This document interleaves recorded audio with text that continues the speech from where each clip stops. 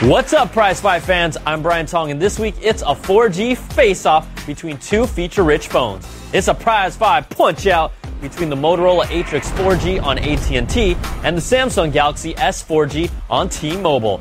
Our judges for this fight are senior editor Bonnie the Boon Cha, senior editor Kent, I'm actually German, and you know who, Brian Ling Long Ting Tong. Now we'll take all three judges' scores and average them out to the nearest tenth each round. The final prize fight score will be an average of all rounds using the same decimal system. Let's get this party started. First round is design. Both phones have adopted an iPhone-esque exterior, and it works. Motorola's Atrix 4G is a real clean and smooth design with its high-resolution, sharp QHD display. There's a nice weight to it, but an awkward power button on the top of its backside. Now, Samsung's Galaxy S4G is a sharp and sleek design with a silver matte finish. From the front, this looks like an iPhone. It's slightly longer and wider to hold, and it's lighter in weight. Its AMOLED screen looks great, but it's just not as clean as the competition. Motorola's Atrix 4G just gets the edge in the first round with a 4.3, and Samsung's Galaxy S gets a 4. Next round is controls and user interface.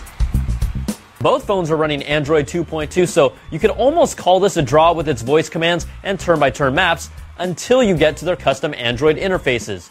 Motorola forces you to sign up for a Moto Blur account to use the phone.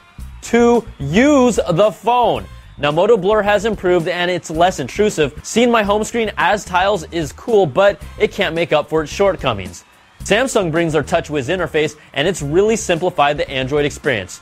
Purists will complain it looks too much like iOS, but it retains Android's myriad features. You'll get swipe functionality, and I'm a big fan of quick access to the services in the notifications dropdown. The Galaxy S4G gets a perfect 5, and the Atrix 4G gets a 4. So after averaging 2 rounds, the Galaxy S leads by 0.3 of a point. Round 3 is features. The Atrix 4G instantly shows off with its dual-core processor that makes for a snappier experience. There's 16 gigs of onboard storage with an SD card slot for up to 32 gigs more. It has an HDMI port for video out, and even if you won't use them, it's compatible with its laptop dock, a standalone mouse and keyboard, and a media dock. This guy is a jack of all trades. Now, the Samsung Galaxy S4G is no chump with a 1 GHz processor that still feels pretty speedy. It has only 185 megs of onboard storage with a card slot that supports up to 32 gigs more. Both phones support Wi-Fi hotspot capabilities, but the Atrix is one of the most versatile phones we've ever seen, and it takes this round with a perfect 5 of its own, and Samsung gets a 4. Round 4 is web browsing and multimedia. The web browsers are pretty much a push here, and many Android users are using other browsers anyways. The Atrix 4G's higher resolution screen makes for a more enjoyable web experience, but we were all let down by its slower data speeds that AT&T has locked down for the time being without telling customers. Now, it brings a 5-megapixel camera with a dual LED flash that will support up to 1080p video capture, and its media player is the standard Android one, so there's nothing really to be impressed by there. The Galaxy S4G has the same web browser features, but I do like its more visual multiple browser windows, and its data speeds were excellent.